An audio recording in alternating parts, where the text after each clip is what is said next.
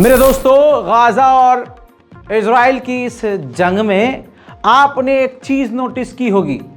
दुनिया तो इज़राइल के साथ है ही, लेकिन सोशल मीडिया भी, जो सोशल मीडिया प्लेटफॉर्म हैं, फेसबुक, इंस्टाग्राम, ट्विटर और इसके अलावा जितने भी सोशल मीडिया प्लेटफॉर्म हैं, सब के सब इज़राइल को सपोर्ट कर रहे हैं। जिस प्लेटफॉर्म पर मेरी रिपोर्ट देख रहे हैं, वो प्लेटफॉर्म भी किस तरह से सिर्फ और सिर्फ इज़राइल को सपोर्ट कर रहा है। या सही बात बोलूं तो इज़राइल कैसे इन तमाम सोशल मीडिया प्लेटफॉर्म को, पूरे इंटरनेट वर्ल्ड को कंट्रोल कर रहा है। अब ये बात मैं बोलूँगा तो लोगों को समझ में नहीं आएगी, क्योंकि हम हिंदुस्तान में पले बड़े भैया, तो हमारे लिए अंग्रेज़ों की बात बड़ी वैल्यूएबल लगती है। यार अंग्रेज़ कह रहा है। दोस्तों, अमेरिकी नागरिक बार बार, जो एक्सपर्ट हैं, जो ये चीज़ें देखते हैं और बड़े हमसे आगे इन सब मामलों में, वो खुद कह रहे हैं कि पे कर रहा है, इज़राइल इन्फ्लुएंसर्स को पे कर रहा है। आप सोच के देखिए, भारत के बड़े बड़े इन्फ्लुएंसर्स, सो कॉल्ड पत्रकार, जर्नलिस्ट को वहाँ बुलाया गया है, तेल अवीव, इज़राइल। वो इज़राइल की सरजमीन पर रहकर इज़राइल के लिए रो रहे हैं और एक तरफा कहानी दिखा रहे हैं। गज़ा के आसपास भटक भी नहीं रहे हैं। हाँ, गज़ा के बॉर्डर के 15-16 किलोमीटर दूर बस वहीं मंडरा रहे हैं और वापस भाग जाते हैं जब सारन बजता है। और सिर्फ इज़राइल का प्रोपेगेंडा वो फॉरवर्ड कर रहे हैं। अच्छा खासा उनको पैसा दिया जा रहा है। इन्फ्लुएंसर जो यूट्यूबर हैं, सोशल मीडिया पर एक्टिविस्ट हैं, जिनके अच्छे खासे फॉलोअर्स हैं, उनका इस्तेमाल किया जा रहा है। लेकिन अगर आप इंस्टाग्राम और फेसबुक चला रहे हैं तो आपके साथ ये ज़रूर हुआ होगा, जिन लोगों के साथ हुआ है नीचे कमेंट कीजिएगा, कि अगर आप इज़राइल को एक्सपोज कर रहे होंगे ना, तो नीचे कमेंट में आपने कुछ लिख भी दिया कहीं जाकर इज़राइल के ख़िलाफ़, तो आपका कमेंट डिलीट हो रहा है। कहा जा रहा है कि हमारी जो पॉलिसी आप उल्लंघन कर रहे हैं, जिसकी वजह से आपका कमेंट रिमूव किया जा रहा है और कुछ बैन लगा दिए जाएंगे कि कुछ लोग कमेंट नहीं कर पा रहे हैं, कुछ लोगों का फेसबुक अकाउंट उड़ा दिया गया, कुछ लोगों का फेसबुक पर पोस्टिंग ब्लॉक कर दिया गया, कुछ लोग पोस्ट नहीं कर सकते, कुछ लिख नहीं सकते, कुछ ऐसे हैं कि पेजेस में ज्वाइन नहीं हो सकते। बहुत सारे रिस्ट्रिक्शंस का सामना करना पड़ रहा है। क्यों? क्योंकि आप फ़लस्तीन के साथ खड़े हैं और आप एक आतंकवाद के ख़िलाफ़ बोल रहे हैं, एक ऐसे कब्ज़ा करने वाले देश के ख़िलाफ़ बोल रहे हैं जो देश है ही नहीं, जो फ़िलिस्तीन पर कब्ज़ा करके जमा हुआ है। आप समझ रहे हैं? अब ये बात कोई अंग्रेज़ बोलेगा तो आपको समझ में आएगा। तो लीजिए, अमेरिकी नागरिक एक बात को बड़े ही अच्छे और डिटेल में समझा रहा है। आप पर वाजिब है कि इस रिपोर्ट को शेयर कीजिए ताकि दुनिया को पता चले। Did you know that Israel is paying influencers on social media $1,000 a video to put out reports about Hamas being evil and savage and beheading babies and doing all this shit and defending Israel's right to defend themselves in this genocide? $1,000 a video. They're paying influencers to promote their fucking genocide. First of all, shame on any of you fucking influencers who took the bait and the money and did this. Shame on you. You are complicit in the genocide of a people. Second of all, shame on fucking Israel. You know what? I would expect nothing less, since you're just a vassal state of the United States who does the same fucking thing. It's always about controlling the narrative, and it's always about putting your propaganda out there to justify the horrific fucking things you do to other people in the world. Just like the fucking United States does. It's disgusting. And as a United States citizen, I'm going to continue to fight against my own country doing it, and I'm going to continue to fight against Israel doing it. This is horrific. It is time for anybody with a platform to come together and demand that the United States stops funding Israel to the tune of $3.3 billion worth of bombs a year. The United States is enabling this and has been the entire time. It is time to end this. It is time for us as decent Americans to call not only our own country out for enabling this genocide, but call out Israel for performing this genocide. हाँ, समझ गए पूरी कहानी। दोस्तों, इसी तरह से यहूदी और कुछ बेहूदियों में फ़र्क नहीं है। आप स्क्रीन पर देखें, यहूदी और बेहूदी में ज़रा सा भी फ़र्क नहीं है। प्रोपेगेंडा, वो भाई वेकेशन पे गए हुए हैं। ये जो गोदी मीडिया के टॉप एंकर्स हैं, उनको स्पेशली इजराइल ने बुलाया है। इसमें एक तीर से दो निशाना है। एक तो मोदी जी के लिए बेहतरीन जो है मामला बन जाएगा, फील्डिंग बैठ जाएगी, क्योंकि यहाँ जो मुद्दे हैं खतरनाक वाले, उनसे जो है नज़र हट जाएगी। मणिपुर लोग भूल जाएंगे। इजराइल इजराइल इजराइल, ससुरों से इजराइल नहीं बोला जाता। जिनके जा और जा की ज़बान ठीक से नहीं है, वो इजराइल के साथ खड़े हैं। मैंने कहा भाई हाँ, तुम भाई साहब खड़े हो जाओ इजराइल के साथ, कोई बात नहीं, फ़लस्तीन के लायक तुम हो भी नहीं। मेरे दोस्तों, यही चुबी का लियाकत बेहूदी, यहूदी और बेहूदी, इसने अपनी औकात इस लेवल पर गिरा दी पैसे के लिए। देखिए, पैसा दो और कुछ भी बुलवाओ इनसे। तो दोस्तों, इजराइल कुछ इस तरह से इनको दे रहा है, दोनों हाथ से मजे आ रहे हैं इनको। इधर से मोदी सरकार भी दे रही है और उधर से इजराइल भी दे रहा है। इजराइल तो इनके मजे हैं, बल्ले बल्ले। भारत सरकार के खिलाफ ही बयान दे दिया इसने। मोदी जी ने पहले कुछ और कहा, फिर और कहा, फिर कुछ और कहा, फिर उन्होंने आखिर में आकर घूम फिर कर वो फिलिस्तीन के साथ ही खड़े हुए। हम लोग धन्यवाद अदा करने लगे उनका, भाई बहुत बढ़िया बढ़िया, आप खड़े हैं कम से कम फिलिस्तीन के साथ, अच्छी बात है। लेकिन दोस्तों, इंडियन गवर्नमेंट का स्टैंड याद है आपको कि हम फिलिस्तीन के साथ खड़े हैं। उधर इजराइल में खड़े होकर इस तथाकथित पत्रकार ने जो सिर्फ और सिर्फ झूठ, मक्कारी, फरेब और आतंक फैलाती है, लोगों के दिलों में नफरत फैलाती है, और अब तो देशों के बीच नफरत फैला रही है। रुतबा बढ़ गया भाई।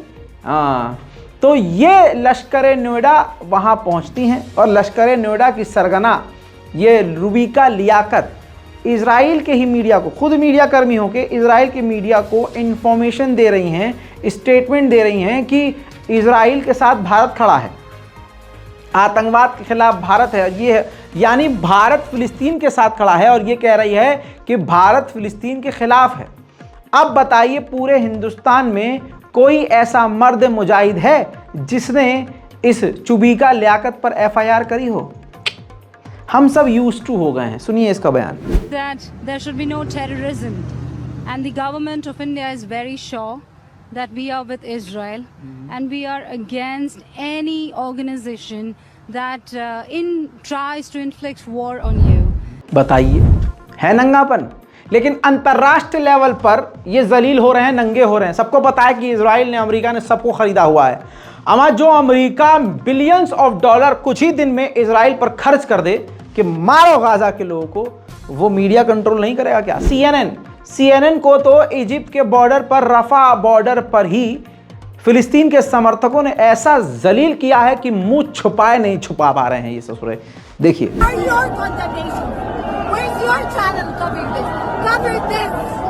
Say the truth. We understand you're an employee. You're just a puppet.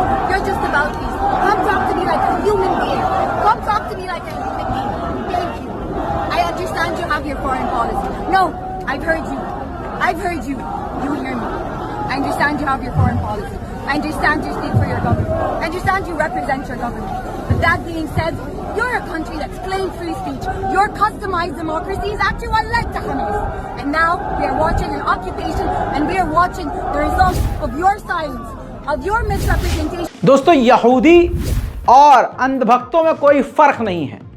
लाशों को, ढेर को देखकर जिनका दिल न पिघले वो यहूदी और अंधभक्त, बच्चों की लाशों के टुकड़े देखकर जिनका दिल जरा सा भी ना लर्जे वो यहूदी और अंधभक्त, हत्ता की लाशों का मजाक उड़ाने वाले यहूदी और अंधभक्त दोनों एक हैं। कैसे? इजरायली इन्फ्लुएंसर लगातार गाजा के लोगों को और फिलिस्तीन के लोगों को टॉर्चर कर रहे हैं। टिकटॉक और रील्स यानी इंस्टाग्राम का इस्तेमाल करके वो फिलिस्तीन में होने वाले धमाकों और बमबारियों का, जेनोसाइड का मजाक उड़ा रहे हैं। दोस्तों, याद रखिएगा, जो मैं वीडियो दिखाने वाला हूं आपको, उसमें आपको तभी समझ में आएगा मामला जब आप मेरी बात पर अभी ध्यान देंगे। यहूदियों के द्वारा फिलिस्तीन में पानी बंद किया गया, बिजली बंद की गई है, घर मकान टूट गए हैं, चारों तरफ फिलिस्तीन में गर्दो गुबार है, घर का सिर्फ मलबा ही मलबा है, लोगों के साजो सामान बिल्कुल बिखर गए हैं, मकानों के नीचे दब गए हैं। और अगर इस बीच में वो सही और सालिम बच जाते हैं तो फिर से उनके खंडर पर ही धमाका हो जाता है, इजराइल बमबारी करता है। इस पूरे दर्दनाक मंजर का किस तरह से एक यहूदी औरत फिलिस्तीनी औरत बनकर फिलिस्तीनियों का मजाक उड़ा रही है, देखिए। اهلا خبرين جت ريدي ودبي لبريحة معزة אז אני התחלתי כבר להתארגן. סליחה, זה בין העריסות פה. אני התחלתי להתארגן, אני רק אעשה איילנר ואז אני אעשה איילנר קטן ואז אני אתחיל לארוז אתכם. אני ממש מתרגשת ככה לצאת לדרך חדשה. טוב, אז בואי נתחיל עכשיו לארוז. יש לנו כאן תיק, ואני אראה לכם את כל מה שאני שמה בפנים. הדבר ראשון, את האיילנר שלי, ועליה טלפון, כדי למה לא, אתם יודעים, קצת לשחק סנקס. יש לי כאן פנס. וגם חשוב, אני אקח מטען לטלפון, למרות שמהסיכויים יהיה חשמל, אין חשמל, לא משנה. מה עוד? נראה לי שום דבר ממה שאני ארזתי לא שווה. פתח עוד לאוטו. גם לא צריך. טוב חברים, אני חושבת אני הגעתי למסקנה שכל מה שאני צריכה זה תיק קטן. כל אחד צריך הבאתי את התיק קטן, מספיק לגעל זרק תיק קטן. כל אחד צריך הבאתי את התיק קטן, תיק, תיק, תיק. איזה שיר יפה. אני צריכה, מה זה? ספר קטן, חמוד. איזה חמוד, תראו. מה רשום על זה? תלים. טוב, אז אני חושבת שזהו, סיימנו. עם ישראל חי, תודה. ये इजराइल है दोस्तों, ये यहूदी हैं। सेम इसी तरह से भारत में रहने वाले मोदी सपोर्टर, भाजपा सपोर्टर, हिंदू संगठन से जुड़े हुए हिंदू समाज के लोग, कैसे बुरा लग रहा होगा कुछ हिंदुओं को, तो मैं बता दूं कि कुछ ही आप में से ऐसे लोग हैं, सब ऐसे नहीं हैं, लेकिन सोशल मीडिया पर ससुरे यही दिखते हैं, क्योंकि ये पूरी शिद्दत से ये नफरत फैला रहे हैं, क्योंकि नफरत से भारत में एक शख्स को बहुत फायदा होता है। देखिए दोस्तों, ये है तो हिंदू ही, आकाश पांडे कोई मुसलमान तो नहीं, मौलवी तो नहीं होगा। आकाश पांडे लिखता है कि गुड जॉब इजराइल, बहुत बढ़िया काम कर रहे हो, किल एवरी मुस्लिम, सभी मुसलमानों को मार दो, these people deserve to die and do not even leave their women and children as all of them are terrorist. मतलब इनको जीने का अधिकार ही नहीं है, हत्ता कि इनके बच्चों को, औरतों को भी मत छोड़ो, क्योंकि ये सब के सब आतंकवादी है। और इजराइल बेहतरीन ट्रीटमेंट दे रहा है जिहादियों को। Ola Uber is not helping them, even Israel and India are sending these people to 72। देखिए, भारत और इजराइल खुद मान रहा है कि मुसलमानों को मार रहे हैं, जन्नत भेज रहे हैं, हुरों के पास भेज रहे हैं। इससे साफ जाहिर होता है कि भारत का ये समाज, एक समाज इतना सड़ गया है। भाई सड़ा नहीं होगा तो क्या होगा, अमा होता नहीं क्या?